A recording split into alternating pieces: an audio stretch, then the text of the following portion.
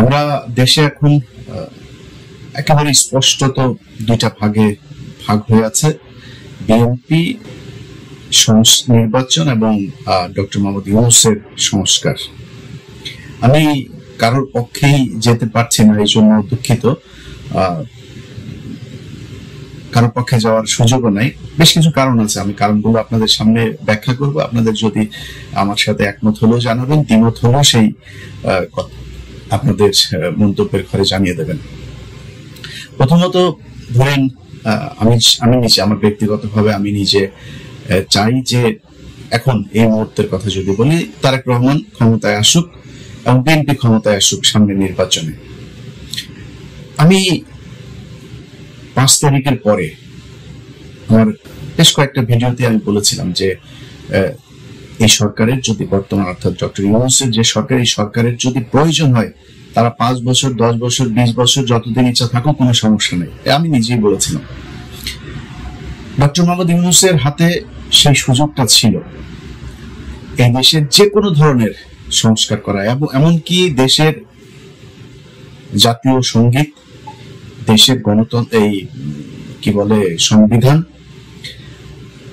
এই দেশের পার্লামেন্টারি যে ব্যবস্থা, সেটা নির্বাচন ব্যবস্থা থেকে শুরু করে সবকিছু সংস্কার করার সুযোগ ছিল, এবং এটা মানুষ মেনেও নিতে এখনো অনেক মানুষ আছে যারা কিনা তাদেরকে সমর্থন করেন। কিছু কিছু জায়গায় আমিও সমর্থন করি, আমাদের অনেক সমালোচনাও আছে এই সরকারকে নিয়ে। এখন এই যে সুযোগটা বাংলাদেশের মানুষ তাদেরকে দিয়েছিল, তারা কতটা কাজে লাগিয়েছে দেখেন। 5 তারিখের পরে আপনাদের একদম খুব বড় আকারের যে বিষয়গুলো নিয়ে খুব আলোচনা হয়েছে সেটা নিয়ে যদি বলি, ধরেন এই দেশের মানুষ ভারতের ব্যাপারে প্রচন্ড রকমের সচেতন এখন, এবং তারা ভারতের যে কোনো ব্যাপারে তাদের জীবন দিতে প্রস্তুত আছে। 5 তারিখের পর থেকে এই সরকারের বোঝা উচিত ছিল এই গত 15 বছর শেখ হাসিনা যা কিছু করেছে তার বিহাইন্ডে ছিল হচ্ছে ভারত। তারা আমাদের ট্রান্সশিপমেন্ট বাতিল করেছে, আমরা ট্রানজিট বাতিল করেছি। তারা আমি সহ, আমার ইউটিউব চ্যানেল সহ বাংলাদেশের বেশ কয়েকটা জাতীয় গণমাধ্যমের ইউটিউব চ্যানেল তারা ব্লক করেছে। আমরা তাদের চ্যানেলগুলো এখন পর্যন্ত বন্ধ করতে পেরেছি। তারা বিভিন্ন সীমান্তে এসে তারপরে আমাদের উস্কানি দিচ্ছে। তারা সেনা মোতায়েন করেছে, বিমান বাহিনী মোতায়েন করেছে, রাফায়েল মোতায়েন করেছে। আমরা তার জন্য কতটুকু কি করতে পেরেছি? আমরা তাদের এখন পর্যন্ত ট্রানজিট বাতিল করতে পারি নাই। আমাদের বন্দর এখনো তারা ব্যবহার করছে, তাদের ট্রান্সশিপমেন্ট আমাদের দিচ্ছে না, কিন্তু আমরা তাদেরকে ঠিকই সেটা দিচ্ছি। আসলে কি আমরা তেমন কিছু করতে পেরেছি? ফারুকি, তারপর এই আসিফ নজরুল, এই দুইজনের ব্যাপারে আমরা শুরু থেকে বলে এসেছি।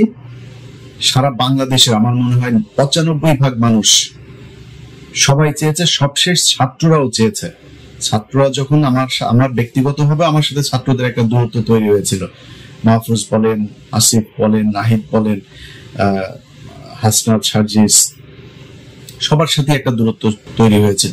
সেই দূরত্বটা এখন নাই, কিন্তু সে দূরত্ব কেন তৈরি হয়েছিল? এই আসিফ নজরুলকে কেন্দ্র করে। এই আসিফ নজরুল আসিফকে প্রথম আলোতে নিয়ে গিয়েছে, প্রথমা প্রকাশনাতে তার বই প্রকাশ করেছে। আমি তাদের বিরুদ্ধে কথা বলেছি। এখন এই যে আসিফ নজরুলের বিষয়টা ছাত্ররা বুঝলো, বোঝার পরে তারপরে ডক্টর ইউনূসকে বলেছে তারা। আসিফ নজরুলের বিরুদ্ধে সতর্ক করার পরেও এই সরকার কি ব্যবস্থা নিয়েছে তাদের পক্ষে? এমনকি ডক্টর ইউনূস এখন পর্যন্ত গত 10 মাসে জনগণ চেয়েছে এমন কোনো কিছুকে তিনি করেছেন? তিনি মনে হয় খোঁজই রাখেন না। বাংলাদেশের মানুষ কি চায় সেটা তো না, তিনি যায়ও না, আসেও না। আপনি কোন সেক্টরটাতে যাবেন বলেন? গেল 10 বছর, এই 10 মাস যদি হিসাব করেন, এই দেশে চাঁদাবাজি হচ্ছে, এই দেশে ঘুষ হচ্ছে, দুর্নীতি হচ্ছে, অনিয়ম হচ্ছে, সবই হচ্ছে। কোনো কিছু কি বন্ধ আছে? এখন বিএনপি ক্ষমতায় থাকে, সব দোষ যদি বিএনপি সরকারের ঘাড়ে পড়ে, যাই হোক, যেটাই ঘটুক, এখন যা হচ্ছে এটার দোষ ডক্টর ইউনূসকে নিতে হবে। আপনি বন্ধ করতে পারেন নাই কেন এই দুর্নীতিগুলো? একটা নর্মাল একটা ধরুন 111 সরকারও আপনার চাইতে অনেক দুর্বল সরকার ছিল। বাংলাদেশের ইতিহাসে এত শক্তিশালী সরকার কোনোদিন আসেনি। এত শক্তিশালী হবার পরেও আপনি এগুলোর বিরুদ্ধে ব্যবস্থা কি নিয়েছেন? পুলিশের নিয়োগ বাণিজ্য থেকে শুরু করে থানায় যে পরিমাণে ঘুষ এখন চলছে, অন্ধকার যুগের অবস্থা। আপনি বন্ধ করতে পারেন, এর দায় আপনি নেবেন না? কিছুই বুঝেন না তো আপনার থাকার দরকারটা কি?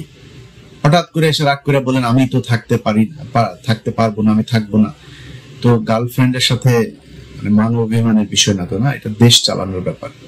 আপনি পারবেন না। এতগুলো স্টুডেন্ট মারা গেল, এতগুলো সাধারণ মানুষ মারা গেল, এই যারা আপনার সাথে এখন আছে এই স্টুডেন্টদের জীবন নিরাপত্তা ঝুঁকির মধ্যে ফেলে আপনি চলে যাবেন সবকিছু সব জায়গায় ব্যর্থ হয়ে। এটা তো হইতে পারে না। আপনাকে কঠোর হওয়া উচিত ছিল। এখন চাবেন আমি এখন ঘাটটা সোজা করে তারপর দাঁড়াবেন, সে সুযোগ আপনার হাতে নাই।